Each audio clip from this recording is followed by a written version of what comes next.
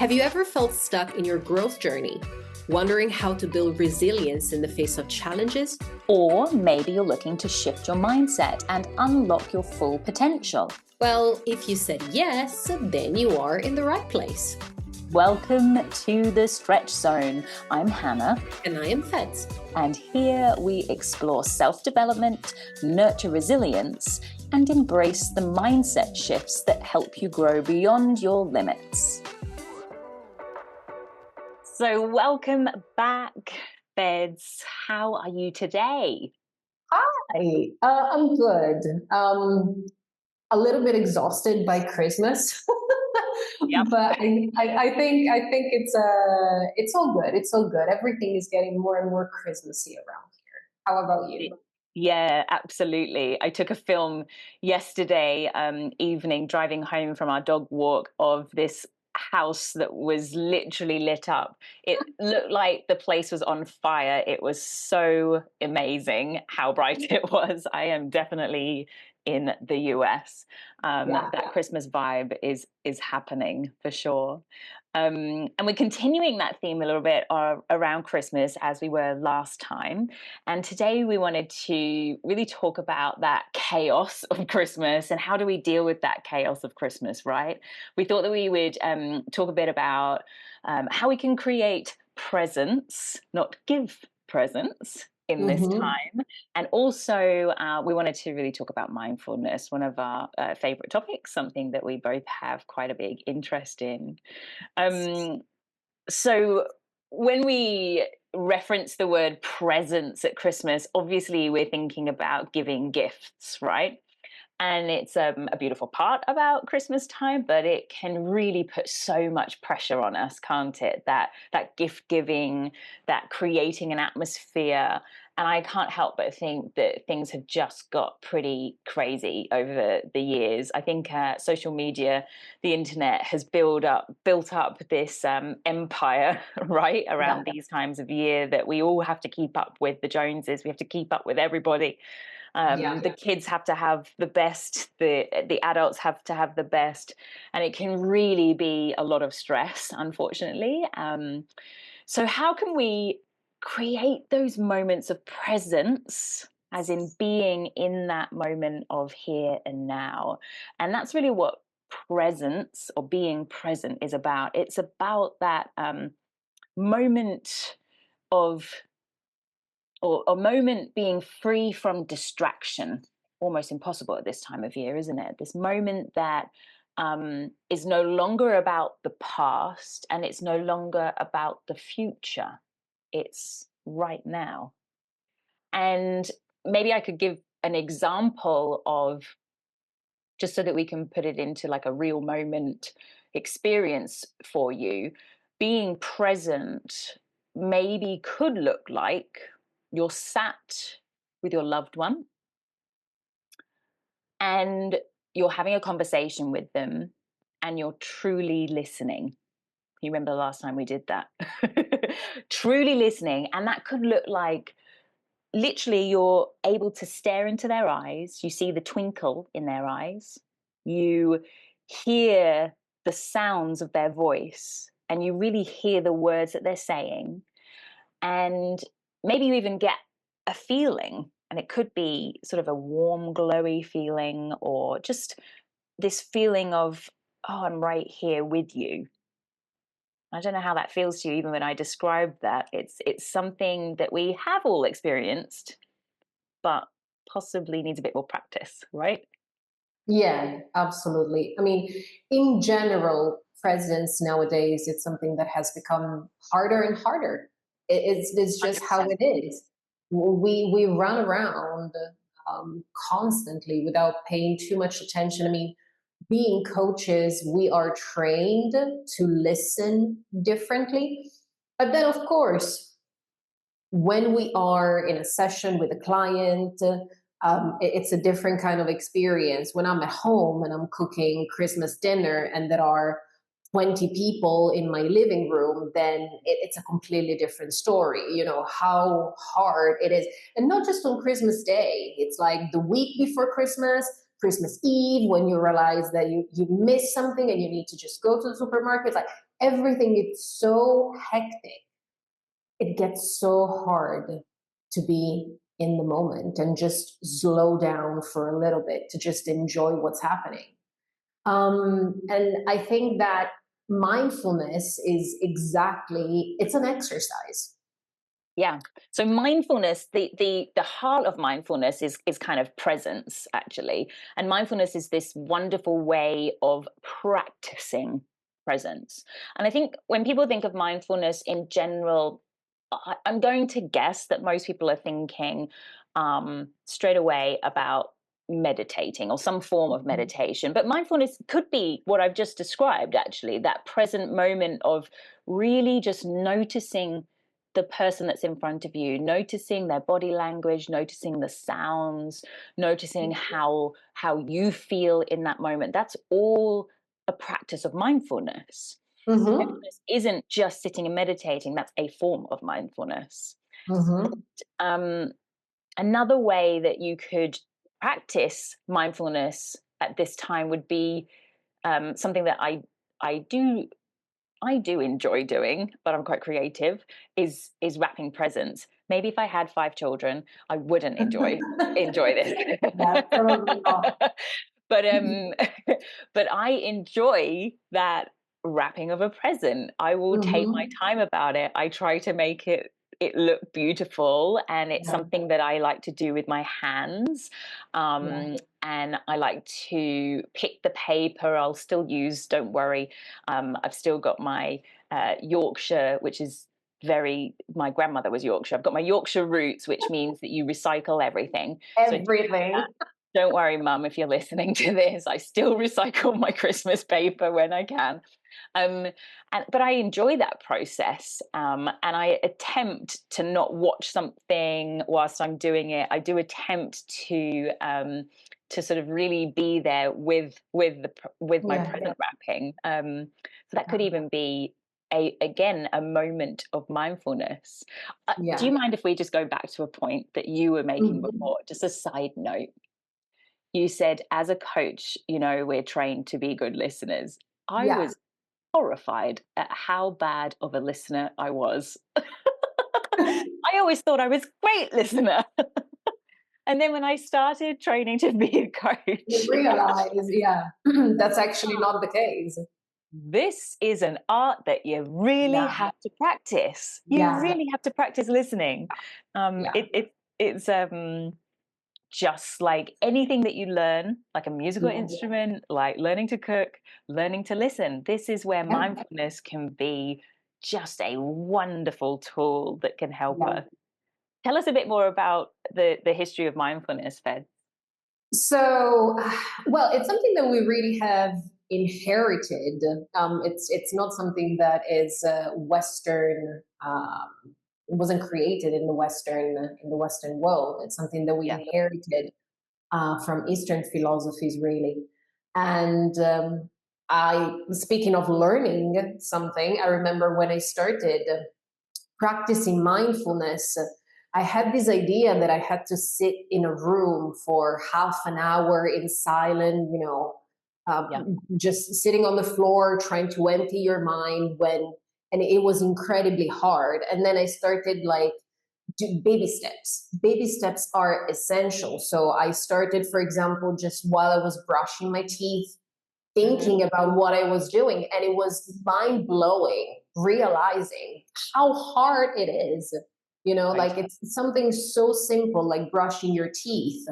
It actually requires a lot of focus because I realized that I was thinking about what am I going to have for breakfast or how many classes I would have on the day or all the things that I had to do on the day, all the things that I did the day before. I was never actually in the moment. Even when I was doing something so simple like brushing my teeth or making coffee. When you make your coffee and you really try to be present. And so this is an art. It's something that you want to learn. It's a skill fundamentally. And so we inherited probably the pioneer that we could mention is John Kabat-Zinn. And basically, his practice started as pain management. And we were just having a chat about this early on. And then slowly in time, it started becoming also related to stress management and trying to be more present. But it is really something that we are learning. It's not something that is part of our culture in general. And we are trying to adapt it, not just John Kabat-Zinn, but also other people. We're trying to adapting whatever this mindfulness we think it is, and we're trying to bring in it over here in Western countries. But when we talk about mindfulness, there are some huge benefits, not just psychologically, but also physically. And it's something that personally I have noticed, because since I've started practicing mindfulness, in general, apart from the fact that I am much more focused, but I do feel better. I sleep better. I wake up better. I normally do it at the beginning of the day. So in the morning, just after I wake up, I give myself like 10 minutes to just empty my mind and just focus on my breath. That's exactly what I do. And it kind of gives me this sense of control and awareness of what I am doing. And when I don't do it, I actually feel it like throughout the day. It just feels different, you know?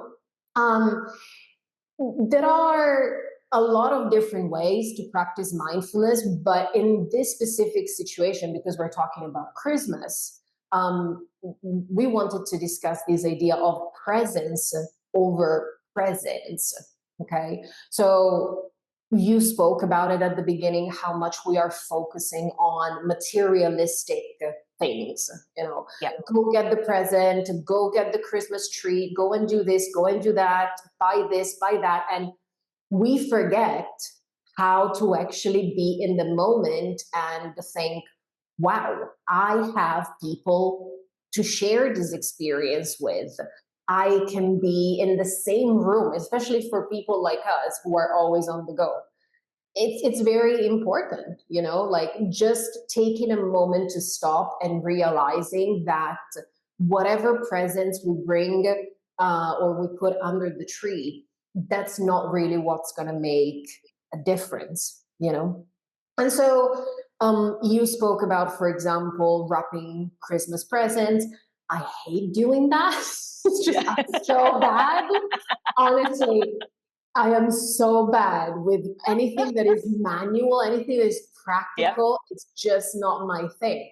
But I realized that, for example, I like decorating the Christmas tree.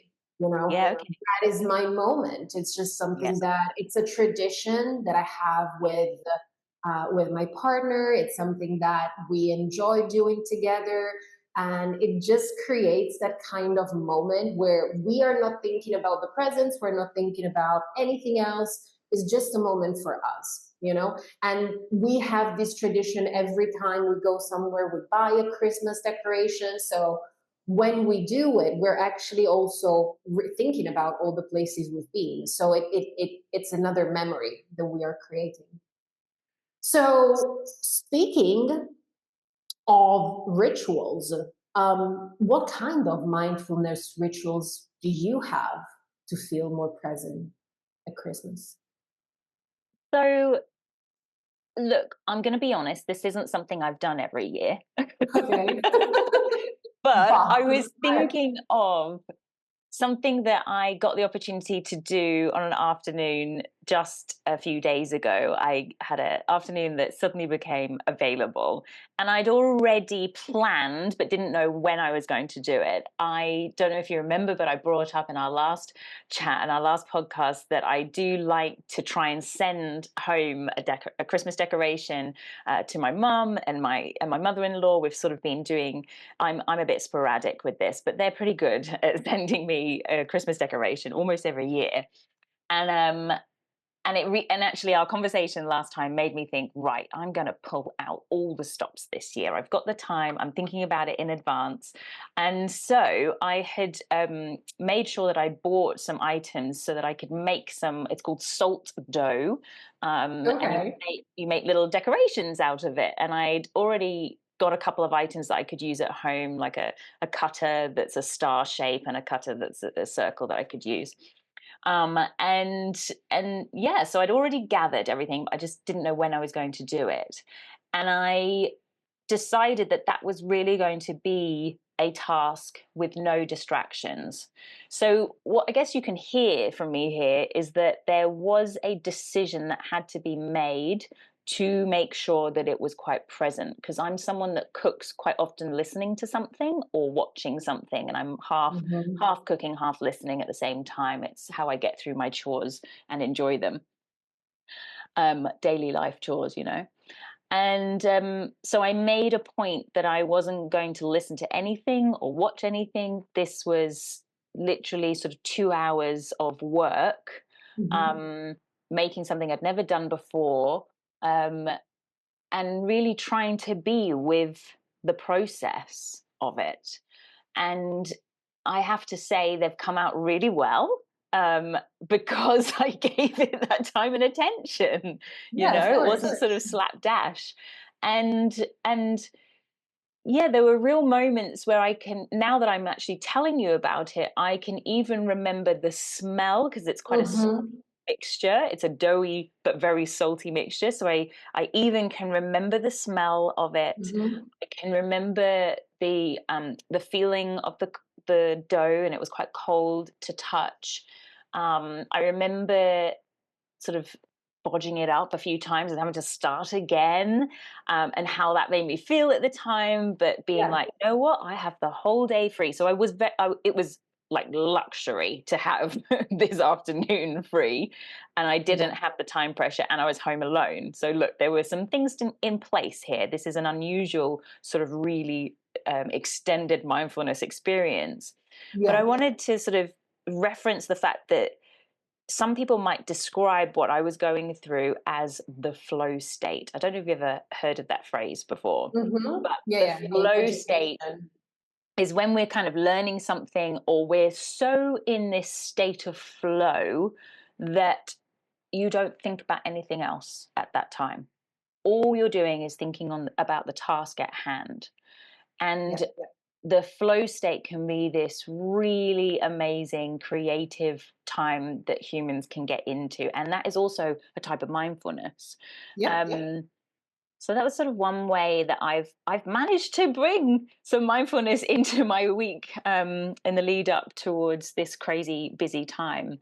Yeah. I now need to put a bow on them and then post them, so I do have that. That is the sweetest thing, honestly. It's so Yeah. sweet. I think it's a very sweet thing. And, speaking of something that you just mentioned, one of the benefits of mindfulness is that whatever we do when we are mindful, we do it better Yeah, that's it. because like you put a care, love, and intention in what you do, that it's completely different. Like multitasking, I Yeah, mean, men, women, it doesn't matter.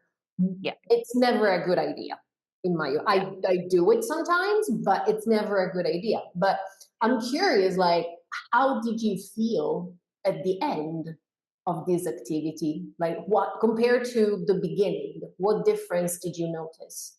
I I remember. I look, maybe not the best example of how mindfulness can totally transform you in a moment when you're feeling chaotic.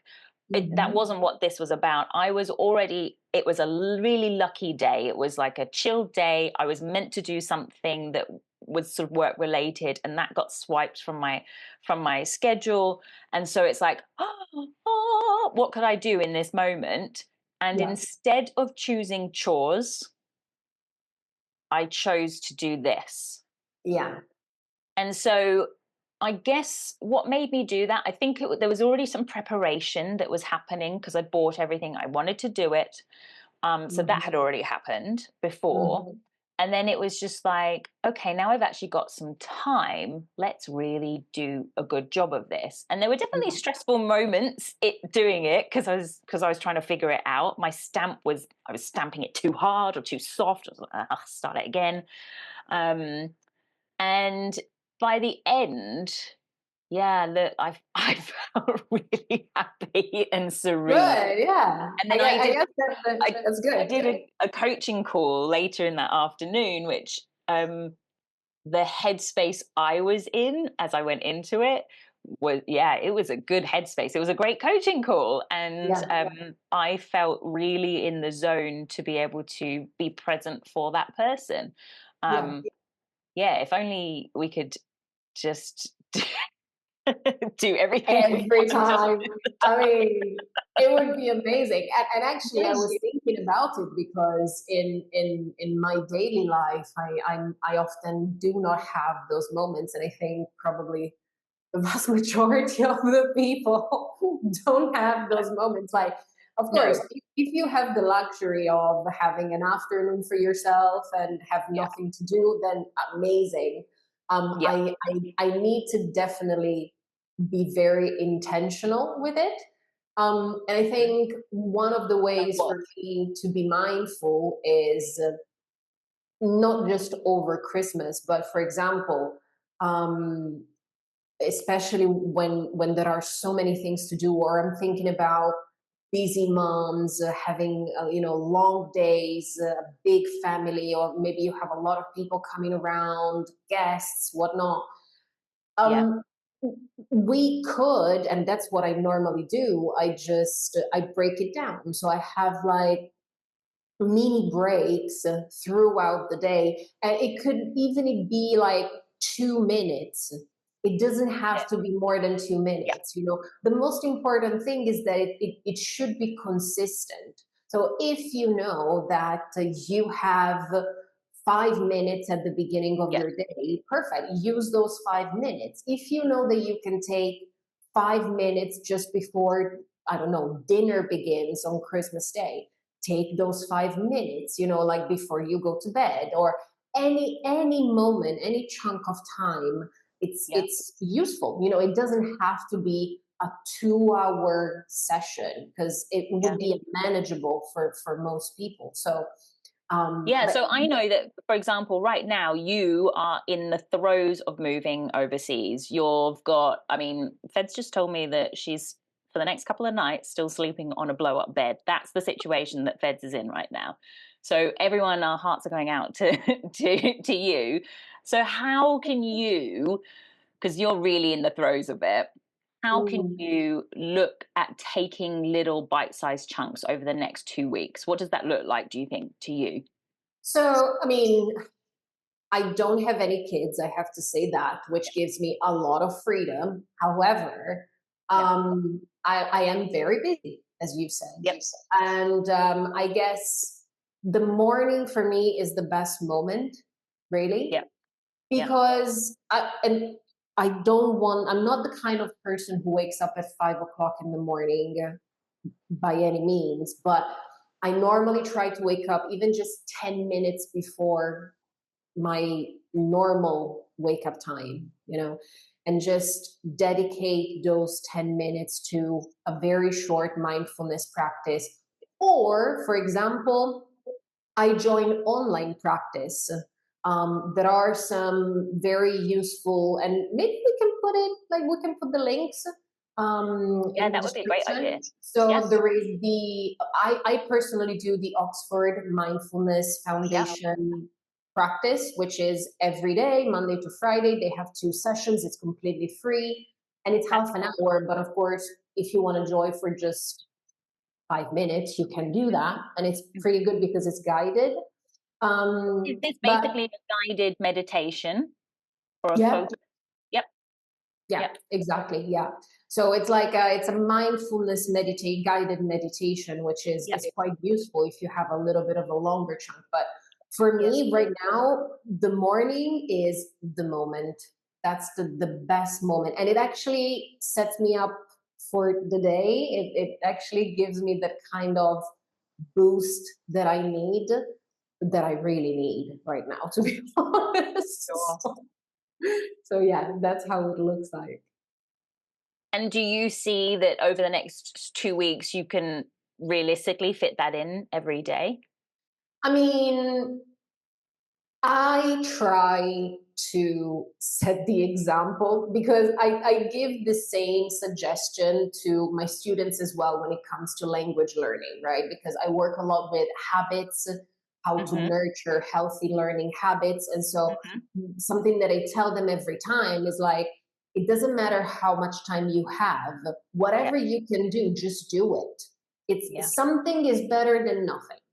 And yeah, so if I have 5 minutes, I'm gonna do 5 minutes. And I can find 5 minutes, let's be honest. And it's not something that it's impossible to find. As I find that the time to do everything else, I can fit in 5 minutes in my schedule. Definitely, 100%. It's yeah, about intention. If you are yeah. intentional, then things get done. So I really feel like that is something that's come up for us in this conversation, that mindfulness practice, a presence practice, only really can be developed with intention. Mm-hmm. And we've got to show an interest, and we've got to somehow create a drive to put the time and the energy in, right? And Yeah, so both of us have sort of really referenced that there is an intention behind yeah. those actions, which is just an interesting thing to sort of sit with, that Mhm, happens mhm. only Yeah, with intention. um so we've talked about a couple of experiences that we've had with mindfulness. I hope you don't mind, but I'd like to also reference at this point. So we've talked about how I've had this amazing flow state 2 hour session of mindfulness, which is very unique and unrealistic for all of us to do frequently. That's like the dream lifestyle right there. yeah. And we've also talked about how we could do it in small chunks. And we've talked about how um, we can sit and meditate, and how we can do an action that could be creative. Yeah. Um, I Mhm. come from a body therapy background, so a lot of my mindfulness practices are often moving my body. Mhm. So I must admit, because I do yoga and I also do weights just at home, I must admit that when I'm doing my weights workouts, I'm usually listening to something, Mhm. or watching what I'm doing. So I'm not super, super in my body as much as I am when I do my yoga practice. Yeah. Um, I've been practicing yoga for 14, 15 years. And my practice these days is actually very short and sweet. Mhm. And I've been teaching yoga for a long time. Um, my home practice is pretty boring. Um, and it's that's all I need. I just Mhm. need slow, um, Mhm. thoughtful movements. And that Yeah. is really what helps me become much more present. Yeah. Um, and one thing that we haven't talked about, which I did want to talk about, is that a very important ingredients that I believe in, and someone that I follow who's very influential in this realm is Tara Brach. I don't know if you have ever come across her. I've done Mhm. some trainings with her before, and she talks about there are kind of two ingredients with mindfulness. There's the present moment, being here and present, and she talks about it in two wings, which is quite lovely. And she talks about the presence, and then she talks about compassion, and they really Mhm. have to be together. And Yeah. I love this idea, and I really agree with it. So whenever I'm thinking of present moment, when we're stopping thinking about sounds or thoughts or sights, there is always a trail of thought that links to what we're Yeah. experiencing. Yeah. And sometimes more often than not, because we've already talked about this, that our brains go to the negative more frequently than they go to the positive because we are always checking out for threats. It's really important just to notice the language or notice your reaction to whatever it is in the present moment, Mm-hmm. and then add that ingredients of compassion. Mm-hmm. So, Mm-hmm. okay, this present moment experience is actually not that enjoyable. I'm not loving it. Not everyone loves being in the moment. And then if you could try to add, that's okay, that's my experience. I'm here, I'm now. Yeah. Then usually we can start to really build a decent mindful practice. I think an important point that you mentioned is that mindfulness doesn't have to be static. It can Yeah. be like a moved meditation. Yeah. However, in my personal experience, it becomes when you move and it becomes some sort of meditation. It's because you are completely aware of what you are doing. Like it becomes a second nature. So when you have your practice, probably because you have been doing it for so long, for so many years, that you know exactly what you are doing. You don't even have to think about it. Hmm. That's when you can actually focus more on your breath and on, emptying your mind and Mm. be more present and actually feel your muscles because you know exactly what you are doing. And so thinking Mm. about Christmas, it can actually be quite hard. I'm thinking about my experience. I will never be able, at least not this year, to be present while I am cooking dinner because I Yes. never cook dinner. And so I cannot expect to be 100% present and being able to cook turkey and also talk to my mom at the same time in the same level of presence because I don't have that level of mastery in cooking that allows Yeah. me to be present while I do something else. Sure. And this is where the compassion that you were talking about comes in. If I Yeah. feel frustrated, I need to remind myself that what I am doing is something that I am still learning, and therefore I need to be kind to myself. There needs to be that element, like there are a lot of other things that in terms of move, like walking can be a mindful exercise, and it's probably the easiest one that every person who is able to walk, of course, has experienced. For some people it could be running if they are runners. It depends on what our routine is, but as you said, we need to be compassionate with ourselves and say, right, I cannot be mindful when I do something that it's not very familiar to me. And this is why starting with brushing your teeth is probably the best thing because you're brushing your teeth or making a cup of tea or making a cup of coffee is just something that it comes so natural to many of us that we don't even have to think about it. And we can actually focus on being present. Yeah, I like that thought. Yeah. But it's not easy, it takes practice. No, I know. Do you know what?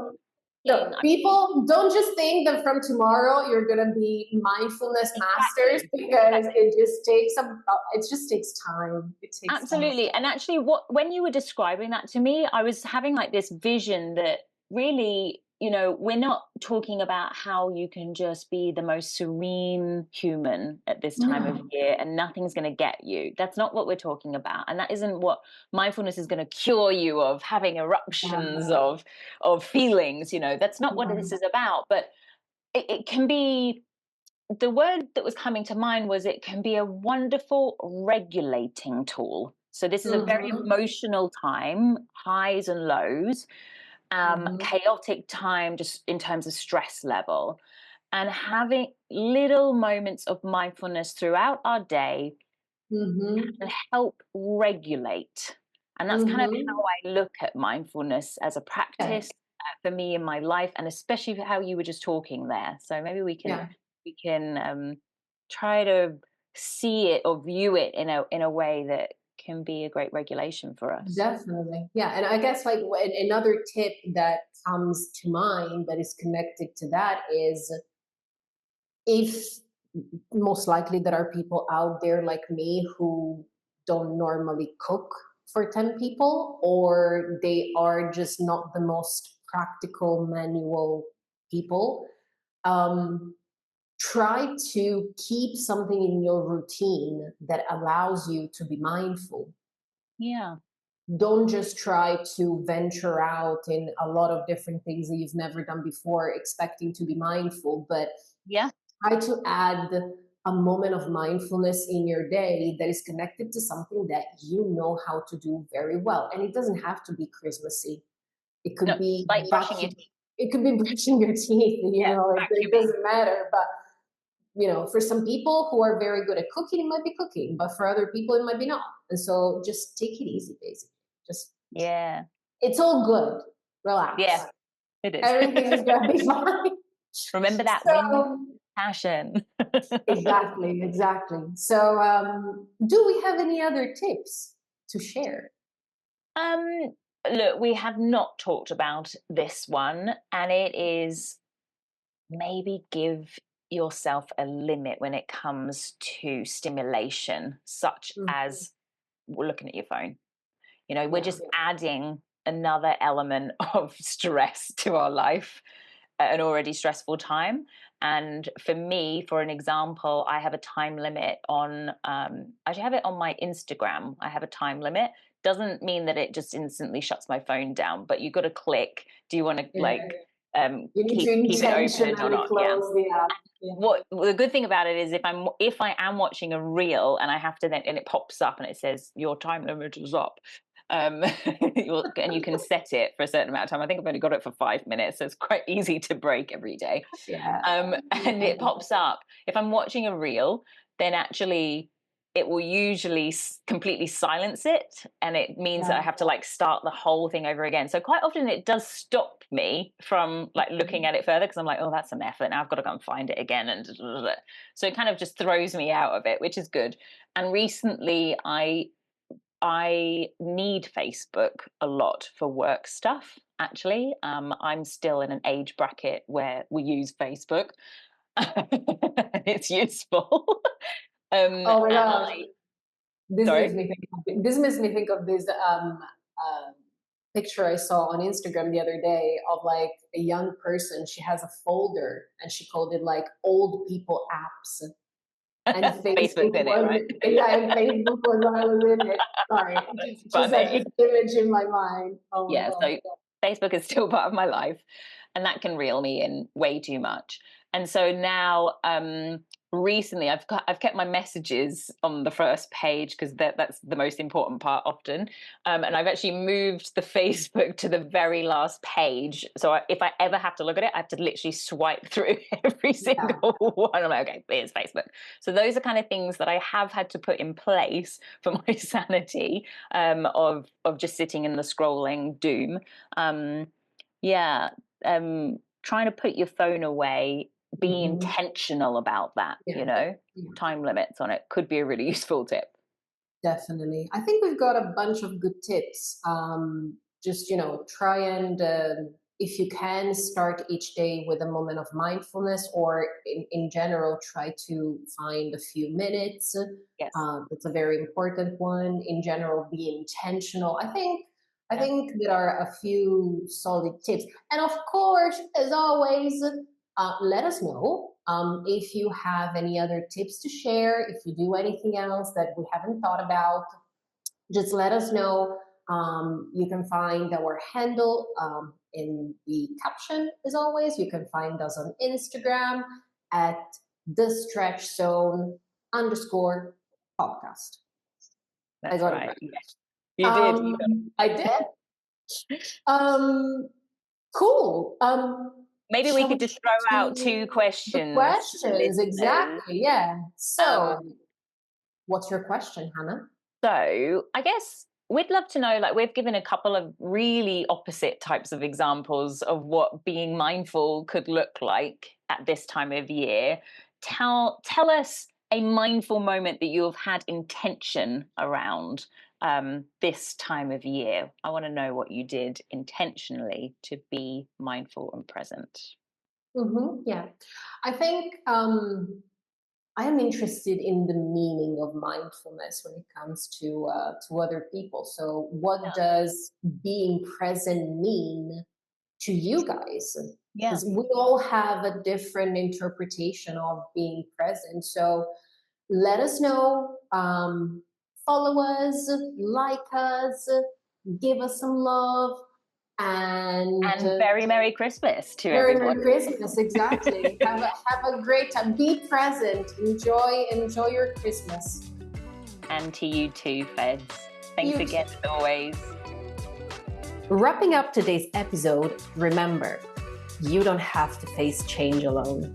If you'd like to connect or learn more about working with us individually, reach out to us through our Instagram account at thestretchzone_podcast, or find our emails in the footnotes to this episode. We're here to support you on your journey, each in your own way. Thanks for tuning in to today's episode of The Stretch Zone. If today's discussion resonated with you, remember to subscribe, leave a review, and share the episode with anyone who might benefit. Until next time, keep stretching beyond your comfort zone.